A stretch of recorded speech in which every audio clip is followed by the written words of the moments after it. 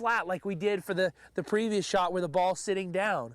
So we open it up, but just not as much, and then we just use the same swing. And I'm able to get the ball up high and soft and control it somewhat. So not always when we're in the rough are we trying to get the ball to land softly. A lot of times we can be in the rough and the pin can be in back and we need the ball to release. So when we do that, we still are not going to be able to catch the ball solidly. We have grass in between the club and the ball. So what we do here is the same technique of falling in behind the ball, letting the club just fall right in behind the ball, but we scoot the ball back in our stance and square up the club face. This is going to give it less loft and force the ball out lower out of the rough and with more release. You can see the ball is further back in my stance, letting the club come into the ground behind the ball. We're not trying to catch the ball first. There's too much grass there. So we're playing like a little mini flop shot, even though the face is square, and we're trying to get it to release.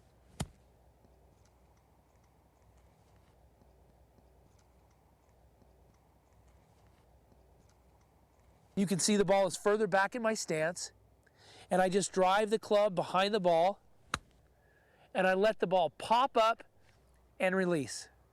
It'll help us get to the back pins or in.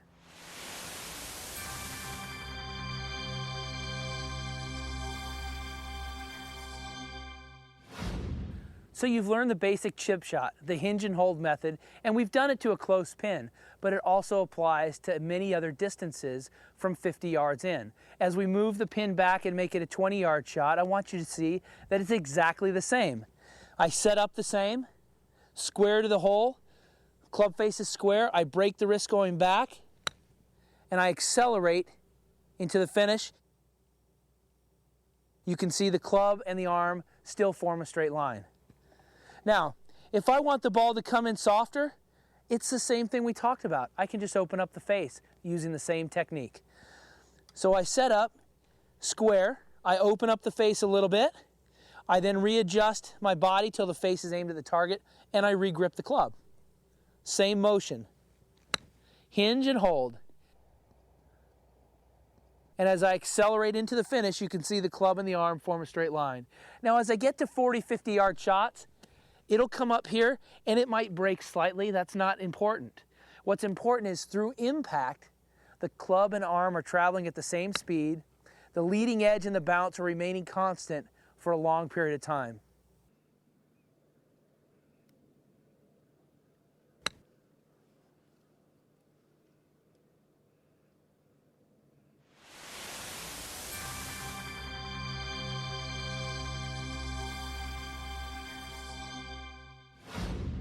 We have a 30-yard shot here.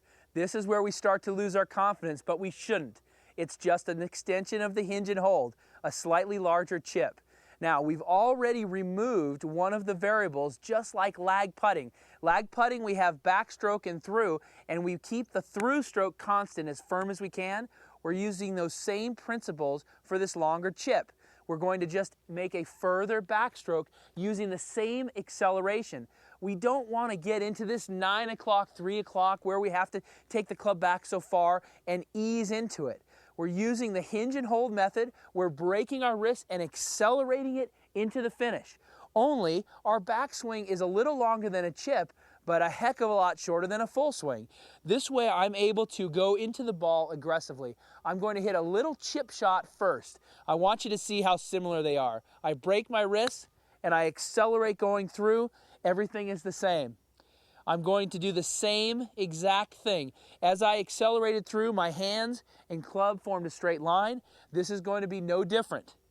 I'm going to make a further backswing and accelerate into the finish. And you can see the arm and the club are in a straight line.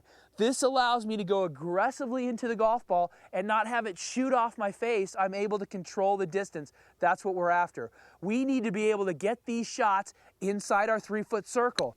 This is where we're going to score. This is where we're going to win our championships. It could be a NASA or the club championship, or it could be the Masters. This is where it matters. Now we're at 50 yards. This shot feels so uncomfortable for so many, But once you have the foundation of the hinge and hold method, this shot is just an extension of a chip. We're not doing that much different other than just elongating the chip shot. We're going to break our wrists early. We're going to accelerate into our finish. This isn't even close to a regular swing. We're not taking the club way back and easing into the ball to hit this shot. Heavens no. What's critical about this is the same thing that's critical about chipping and about the 30-yard shot. We need the leading edge. We need the bounce to go through the ground the same for as long a period of time. That's where the hinge and hold method comes into play. Once we break our wrists and we accelerate our hands into the finish, the arm and club are traveling at the same speed, making distance control easy. But more than that, the leading edge and the bounce are consistent for a longer period of time through impact, making these shots come off much more consistently. So I'm going to hit a 30-yard shot where I break my wrists and accelerate through. And you're going to see how a 50-yard shot isn't much different from that one. All I do, similar to our lag putting, where in lag putting we took away one of the two variables. We have the backswing length, but the follow through and the forward swing is at a constant, which is as hard as we feel comfortable swinging. We do that same energy level, that same effort level every time. We just vary the backswing. Same thing when we start elongating our chipping. We get back to 50 yards, all we're doing is going back slightly farther and we're still accelerating into the ball. So from that 30-yard shot, this 50-yard shot is going to look very similar, only a little longer backswing. We're able to make consistent contact and have these 30 and 50-yard shots feel like chip shots because our goal is to get each one of these inside our 3-foot circle.